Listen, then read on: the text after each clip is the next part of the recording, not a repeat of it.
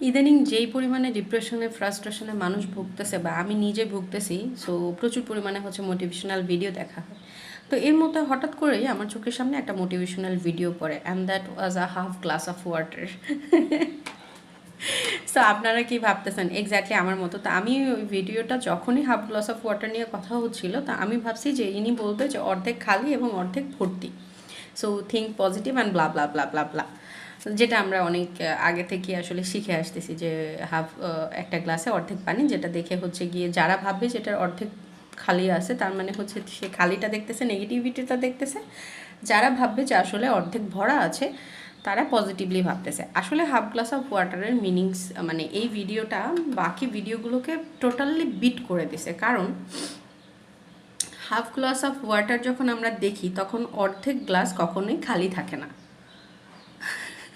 So হচ্ছে গিয়ে একটা গ্লাসে যখন অর্ধেক গ্লাস ভর্তি করে পানি রাখা হয়, বাকি অর্ধেক গ্লাসে কিছু একটা থাকে, অ্যান্ড দ্যাট ইজ বায়ু বা বাতাস।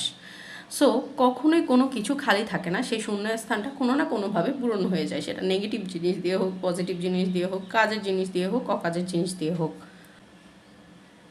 সো আপনি যখন খালি মস্তিষ্কে থাকেন বা হচ্ছে গিয়ে অর্ধেক আপনার সময়ের অর্ধেকটা সময় হচ্ছে আপনি কাউকে দিচ্ছেন আপনার ফ্রি টাইমের, বা আপনার যে ভালোবাসা আছে তার অর্ধেকটা আপনি কাউকে দিচ্ছেন, বা আপনার যে পোটেনশিয়ালটা আছে একটা কাজের ক্ষেত্রে সেটা আপনি আপনার অর্ধেকটা ইউজ করতেছেন, বাকিটা রেখে দিতেছেন, তখন দেখা যাবে যে আসলে সেই বাকি যে অর্ধেক থেকে যাচ্ছে সেটা কোনো একটা নেগেটিভ কোনো একটা কাজে, বা যেটা আসলে আপনার দরকার নাই, বা দেখা যাচ্ছে আপনার বইয়ের প্রতি, ধরেন আমি সবসময় হাজব্যান্ড ওয়াইফ নিয়ে কথা বলি, তো ধরেন আপনার বইয়ের প্রতি যতটুকু অ্যাটেনশন দেওয়ার দরকার আপনি তাই সেটা যদি অর্ধেক দিয়ে থাকেন, বাকি যেটুক টাইম খালি থাকবে ওইটুক টাইমে আপনার মনে হবে যে আমি একটু অন্য মেয়েদেরকে স্ক্রল করি, অন্য মেয়েদেরকে একটু টেলিগ্রামে মেসেজ দিই, একটু মেসেঞ্জারে মেসেজ দিই, একটু এই করি সেই করি, একটু হাই হ্যালো লিখি, দেখি কেউ আরও আসে কিনা, একটু পাওয়া যায় কিনা।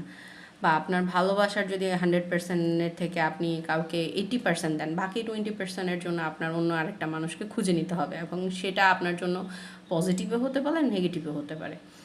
সো কোনো কিছুই আসলে খালি থাকে না সবসময়, সেটা মানে শূন্যস্থানটা সবসময় পূরণ হয়ে যায়। যা কারণ হচ্ছে গিয়ে দেখবেন না কাউকে হচ্ছে গিয়ে খুব একটা দেখা যায় না, 98% মানুষ দেখা যায় ওয়াইফ মারা গেলে ছেলেরা বিয়ে করে নিতেছে, হাজব্যান্ড মারা গেলে মেয়েরা বিয়ে করে নিতেছে।